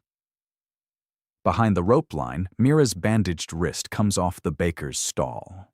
Her mouth shapes the borrowed name I answer to, and I will not look at her yet because if I do, my knees will go, and I have one more thing to spend. My Lord Governor. I keep my voice level. The hoop just held, the barrel did not. He does not answer. He cannot. Crane drags himself upright on the broken slab, slow as a man wading out of cold water, and his hand comes up to point at me and stops. The deacon at his elbow has taken one full pace away from him. The bell mallet that rolled has come to rest against the green oak at my heel. A fissure runs from the cathedral porch toward the canopy. It widens by the breadth of a fingernail and pauses. It will not pause long. I draw breath to name the next thing. And from the front rank of buff coats, a voice I do not know shouts a word I do not catch, and 10 gloved hands turn at once on the wrong man. A gauntlet closes on Crane's collar, Vadijo, not mine, his own. The captain of the buff coats, heavy-jawed, a tin badge over his heart, has both fists in the white sash and is dragging Crane backward off the broken slab. Stand down, Inquisitor, the captain says, loud enough for the front rank to hear. By the governor's leave. Crane's mouth works. I have not. The writ is sealed. The writ named an immovable ground. The captain jerks his chin at the seam, still creeping toward the canopy. I do not see one. 2 more gloves take Crane's wrists. The vellum that drifted from his fingers a minute ago is under a soldier's boot now, sash dust smeared across the wax. Behind him, the deacon has stepped a second pace, then a third, and is reaching past my elbow to lift the bell mallet up off the cobble at my heel. The governor finds his voice. Strike the ring. 3 words. He says them looking at the cathedral, not at me. Strike the ring off the master's wrist. A smith comes out of the crowd before any guard moves. Leather apron, sleeves rolled, a cold chisel, and a wooden maul already in his hands, as if he has been standing in that exact place since dawn. He climbs the pyre 2 faggots at a time. His eyes ask nothing. On the count, I tell him. Mind the green oak. It will split if you strike across the grain. He nods. The chisel bites the iron at the seam. 1 tap to set. A pause. Then a clean ringing blow that goes through my forearm and unhitches a 14-day weight from my collarbones. The ring opens. My left hand comes off the stake. I do not lift it. Not yet. I look at the governor across 40 paces of fissured square. My lord, I say, the seam under your right pole has another finger to run before it stops. Walk 3 steps toward me, and it will not eat your boots. He walks, velvet sweeping dust, ankle stiff, 3 exact steps.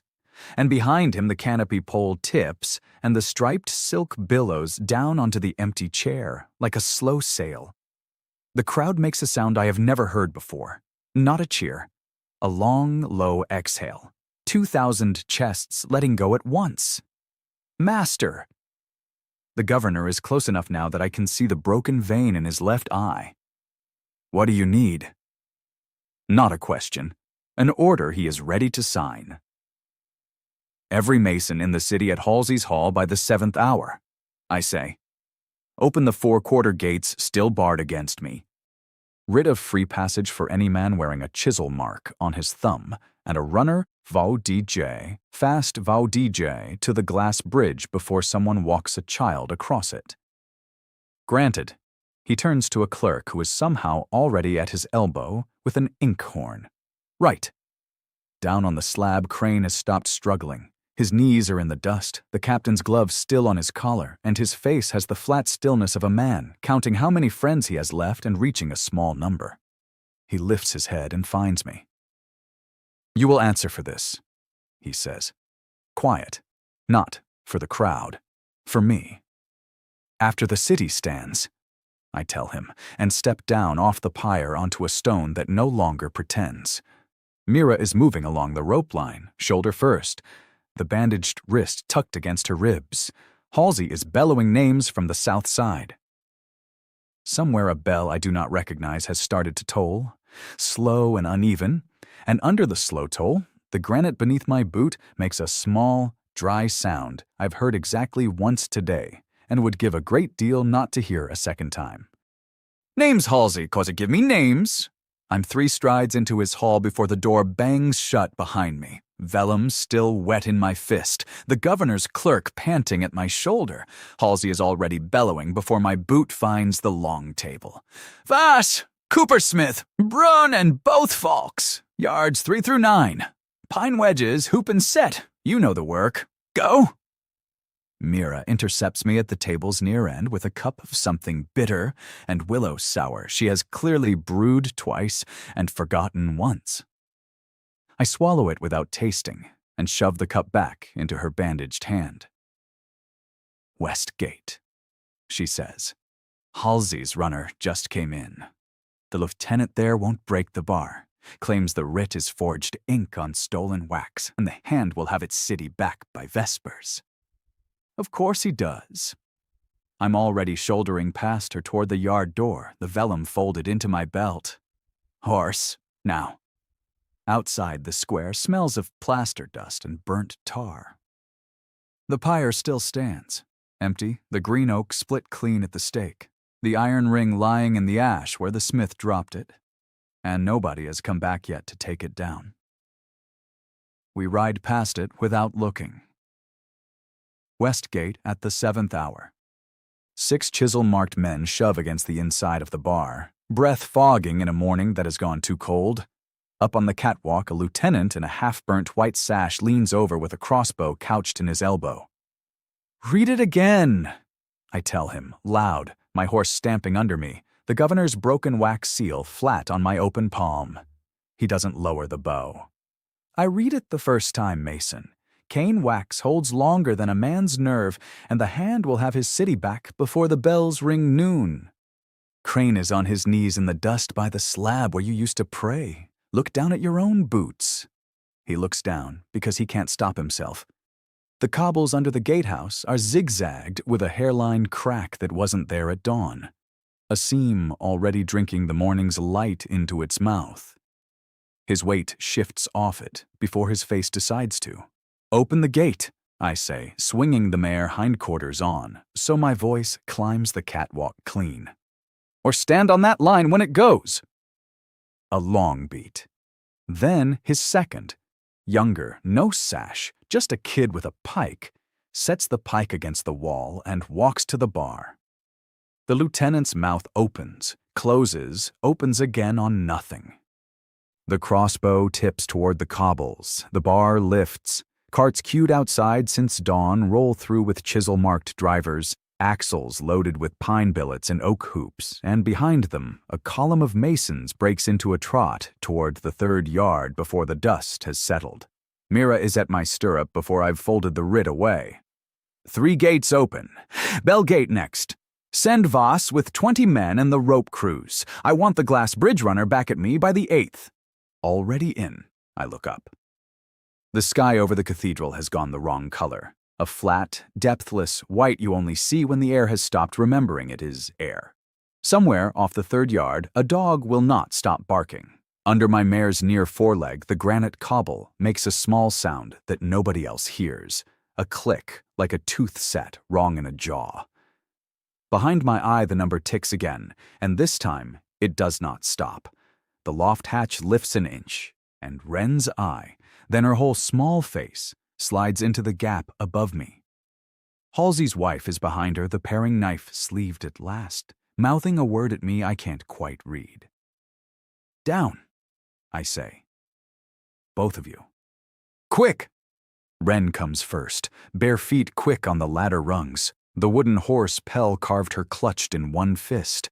Pell follows slower, one hand cupped against the jaw hasks club caught yesterday, the pink gap behind her lip showing when she breathes through it. "Da," Wren says, and I have not stopped flinching at the word, and I will not start now. "Mira said you'd come." "Mira's right." I lift her off the last rung, she weighs almost nothing, and set her down on the swept boards beside Pell. "We're going home." Home is 4 streets over and built on 23 pine wedges I drove with my own hands the night Garrick's body first stopped being a stranger to me. Pell walks between us in the empty street, one palm still flat against her jaw. The sky over the chimneys has gone that wrong. Flat white again, deeper now, like milk poured into a shallow bowl. A horse cart passes going the other way. Empty, no driver, reins dragging through the dust. "Where did he go?" Pell asks, the words thick around the missing tooth. "Inside," I tell her. I do not say which inside. The street is the wrong kind of quiet. No bell, no hammer, no bellow from any yard. Up by the cathedral, a single cassock is still ringing a small handbell and nobody at all is answering it. Mira meets us at our own door with the latch already lifted. Halsey is in. Vass's runner came back from the glass bridge. Rope crew's set, the span is hooped. Bellgate opened 12 minutes ago. Good. I lean against the doorframe a half beat longer than I mean to. "And the master?" she asks, watching my hands. "What about him?" She tips her chin at the bench by the hearth. "Sit, on your own threshold. For a count of 10, that's an order from your healer." I look at her, bandaged wrist, swelling eye, the green vial just showing at her sleeve. And I sit down on my own threshold for the first time in 14 days. Wren crawls into the space between my knees and lays her ear flat against my chest as if she's listening to a wall for a leak. "There," she says. I can hear it. "Hear what?" "Your tick." I do not have an answer for that. Behind my eye, the number drops another notch, and the count is no longer running on hours. Pell sets the carved horse upright on the floorboard between us. That floorboard is one of mine. Under it I laid a chase of pine wedges with the new chisel 3 nights ago, and under those wedges runs the seam in the bedrock that has been waiting 1,000 years to open its mouth. "Pell," I keep my voice flat, "sit on the rug. Wren too, heads against me when I tell you." Pell sits without arguing. Wren burrows in. Mira lowers herself onto the hearth bench and lays both palms flat against the warm stone, listening the way I taught her last week. Outside, the wrong white sky has gone wronger. The dog by the 3rd yard stops barking mid-note. A pigeon lifts off the eaves in a single hard clap and does not come down again. And somewhere a shutter bangs once on its hinge, and then nothing bangs at all. Halsey's voice carries from the south yard. One word, not a name, not an order, just my name, Edith, and breaks off. The granite under our floorboard makes the small dry click I have been waiting on since dawn. Then it makes nothing at all. Wren's hand tightens on the wooden horse. Mira's palms whiten on the hearthstone, and Pell, chin tucked into my collarbone, stops breathing through the gap in her teeth. Behind my eye, the number stops. A clay jug on the shelf above Mira's head cracks down its glaze with a dry pop, and the lid jumps 1/2 inch and sets itself back down. Then the floor under us breathes in. I have felt this in 3 lives now. In a Sendai sub-basement, in a Kobe parking garage, in the spine of a man whose name was Garrick before it was mine, and I know the first second by its taste. Copper and dust and the air going thin against the roof of the mouth. "Heads," I say. "Down. Now." Wren goes flat against my sternum without a sound. Pell tucks her cheek to my collarbone, the gap behind her lip cold against my skin. Mira folds forward over the hearth bench and her green vial slips from her sleeve and rolls under the rim. Then the mountain takes its first real step. The house lurches off true by maybe a hand's breadth, and the 23 pine wedges under our boards groan in one long wet cord. And they hold. The floor shears sideways under me and comes back, shears and comes back, the way I built it to do. Out the open door, the street has stopped being a street. The cobble I clicked under my mare's hoof an hour ago lifts and drops and lifts again like a tongue. The third-yard wall, the one Halsey's grandfather laid dry, no mortar, no wedges, nothing of mine, leans out across the gutter, hangs for one impossible breath, and lets go. It comes down in a slow, brown smoke. Da! Wren's hands close on my shirt at the collarbone. Her wooden horse skitters across the boards and brings up against my boot. Pell's breath against my neck is shallow and fast and not stopping. I have you, I tell her. Both of them, the mason's chest, doing the talking because mine does not have the air for it. Both of you, I have you. The floor is mine. Up the hill, the cathedral bell hits one full open note. Not the deacon's hand, not anyone's hand. And then the rope goes slack, and the note goes ragged, and the note stops. Mira lifts her head off the hearthstone. Garrick, watch. Through the open door, framed clean as a window, the cathedral's east tower lifts a finger's width out of its own footing and stands there suspended on nothing, on the held breath of the granite that has been waiting under it since before there was a city. Then the breath lets out. The tower does not fall. It unfolds. The dressed stone goes to gravel between the second course and the third, and the gravel goes to a column of pale dust before the first block hits the square, and inside that column I can see, for one stripped second, the bronze rim of the bell turning end over end with nothing under it and nothing above. They were still inside, Mira says. I know. All of them, the deacon, the master, the 40 who knelt with him at first Belvedere, I know, Mira. A roof tile over our porch slides loose and breaks on the threshold a foot from Pell's ankle. She does not flinch. She has gone very small against me. And her good hand has found Wren's hand across my belt, and the two of them have made a knot of fingers I'm not going to be the one who lets go of. The earth keeps walking. My floor keeps holding. Out in the square, the dust where the cathedral stood is rising the way smoke comes off a wet fire, slow, fat, refusing to thin. A man staggers out of that dust and into the street. He is white from crown to boot with the powder of his own God's house. The chain of office is still around his neck. His mouth is open and no sound is coming out of it. And his right hand, DJ, the hand that signed the order to put me to the question at dawn, view DJ, is closed around a fistful of his own torn cassock, as if he means to hold himself together with it. The master sees me on my threshold. He sees my daughters under my arms. He sees the house behind me standing square on a street where nothing else is standing square. He takes one step toward us across the heaving cobble. The ground throws him sideways, and he goes down on one knee. And when he comes back up, his eyes are on my door, and his free hand is going inside his cassock for something I cannot yet see. The tanner's roof 2 doors down rides the next wave and does not break. I see it through my own doorway. Halsey's house, low and ugly, the cheapest wedges I ever cut, the ones I shaved for free because his wife had just buried twins. The chimney leans. The chimney comes back. A line of soot kicks out of the flue, and the slates clatter, and one drops into the alley, and the house holds. Da, the horse DJ. Wren's whisper goes into my collarbone. He's in the yard. The yard is open. He'll run it out. Across the street, the cooper's gable does the same slow lean and return, sway, groan, settle. And through my boots I can feel which seam under his floor is doing the work and which is just along for the ride.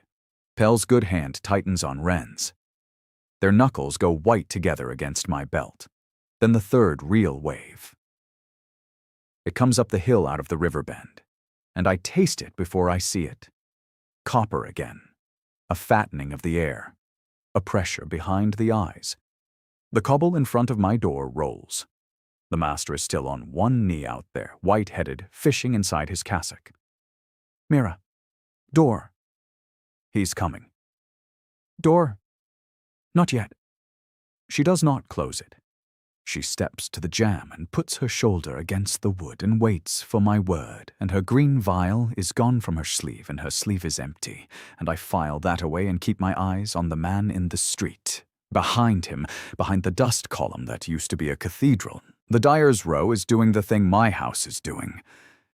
6 narrow houses I undercut for the guild, 3 winters back, 6 floors I dropped onto pine and ash and the heartwood off a single-felled larch, 6 chimneys swaying out of phase and not one of them down. A woman stands in one of those doorways with a child on her hip. She stares at her own threshold as if it has just spoken to her. It has. It said, "Not today." A long crack walks up the street between us and the master. It opens a finger wide, runs past his knee, jumps the gutter, and stops at my doorstone. Stops as if it has struck a wall I laid in the dirt 3 years ago, which it has. Da! Pell's voice. First word out of her this whole hour. Da! The floor is warm. That's the wedges working, baby. That's them taking it. They're not breaking. No. Mira makes a small noise at the jamb. I look. Up the street, the bell founder's shop. Slate roof, 2 stories, 6 of my best oak wedges under the joists. Has just shed every cracked pot off its outside shelf and is still squared on its corners. The bell founder is on his porch on his hands and knees and laughing. Laughing the way men laugh when their chest has stopped knowing what else to do. The wave passes under us. The house settles a thumb's width to the south and stays. The groan in the wedges drops a note. The mountain breathes out long and ragged and quiet, and somewhere down by the river a dog starts barking and does not stop. It is over. This part. The dust is still climbing where the cathedral was. The 3rd-yard wall is still down. The master is rising off his knee again, and his hand is coming out of the cassock now, and there is something dark in his fist I cannot yet name. Wren turns her face up under my chin. Did we win, Da? The mason's chest gets the answer out before mine can. We held. Pell's fingers do not let go of Wren's. Mira does not step away from the jamb. Out on the heaving cobble, the master takes his 2nd step toward my door with that dark thing held tight against his thigh, and on every quarter of Calgrave I can name a house I wedged is still standing. And one I did not is not. I do not look away from his hand. Halsey's door bangs open across the cobble, and he comes out with a cooper's adze in his right hand and no boots on his feet. I see the seam under his porch before I see his face. 8-inch pine, one of mine, set crooked the night his wife went to bed with 2 empty cradles, still under there, doing its job. He plants himself on his stoop, looks at the master, then at me. The adze hangs by his thigh. Garrick. His voice has river gravel in it. Garrick, my house is standing. I know. The master takes his next step on the heaving cobble, and his fist comes out of the cassock, holding a folded square of vellum with a wax seal still red on it, and he lifts it like a hammer and opens his mouth to call a name. He gets no further. The dyer woman down the row sets her child on her hip and steps out onto the street. She does not run. She walks. The cobble is still settling, and her ankle rolls once, and she catches it, and she keeps walking. And behind her a 2nd door opens, then a 3rd, and a man in a flower-white apron, the cooper, comes around his own gable with his hands empty and stops at the gutter. Read it, I say. The master's eyes snap to mine. Read it out, Your Honor. Read the seal. His mouth moves. Nothing comes out. I take 1 step off my doorstone. Under my boot, the hidden wall I laid 3 years ago in the dirt sits flush. The crack stopped against it dead, and through the leather I feel the small wedge I drove under the threshold the morning Pell was born hold its line. Two girls wait at my belt, Mira at the jam behind me, breathing through her nose. That's a writ of the question. The mason's tongue does not stumble on the old word. Signed at first bell, sealed by a deacon who is under his own roof now. The vellum shakes in his fist. Halsey steps off his stoop. The dyer woman crosses the crack. The cooper does not move and does not need to. Up the row, the bell founder is on his feet at last, wiping his face on the back of his wrist, and he is walking too. Slow, bow-legged, laughing nothing anymore. The master raises the dark thing higher, and now I see it is not just vellum. There is a small black iron rod folded inside it, the question iron itself, a thumb-length spike the inquisitors call the tongue loosener. He holds it up so the street can see it. The street sees it. The street does not stop walking. He takes a half-step back. His heel finds the lip of the crack and he goes down on the other knee, and the vellum drops out of his hand, and the iron with it, and the iron rings once on the cobble, a thin, used-up sound. Nobody picks it up. "Da!" Wren's mouth at my collar. "Da, what's the man doing?" "He's kneeling, baby." "Why?" I do not have the breath to answer yet. The mason's chest is breathing for both of us. For the body that died on this floor 3 months ago with my mind walking into it. And for the man who has been hiding inside that body waiting to be put to the question at dawn. 3 lives, and they line up. Sendai's sub-basement under my palm. Kobe's parking deck in my knees. This street, this doorstone, these 2 girls, 1 ribcage, and they all fit inside it. "Pell, da, tell me what the floor is doing." Her good hand stays locked on Wren's. She presses her cheek to the boards. She listens the way I taught her in an hour she did not know was a lesson. "It's quiet," she says. "It's warm, it's not breaking." "No." Halsey reaches the master and does not touch him. He bends. He picks up the writ. He picks up the little iron. He looks at the seal, then across 10 feet of split street at me. "Your name's on this, Garrick." "I know." "It says dawn." "Dawn was an hour ago." He folds the vellum around the iron once, twice, and pockets both in his apron like a man pocketing a nail he means to straighten later. The master kneels in the cobble where the cathedral used to throw its shadow and does not look up. Mira's hand finds the small of my back through the door. Light, steady there, I crouch, Wren's forehead under my chin, Pell's good hand still in mine, the wedge under the threshold, holding the south corner a thumb's width lower than the north, and meaning to hold it forever. We held, I say, only to them this time. And we're going to keep holding. Pell nods into my shirt. The mountain breathes out long under Colgrave, and on every quarter of it a house I wedged stands square in a street that does not, and the dog by the river finally stops barking.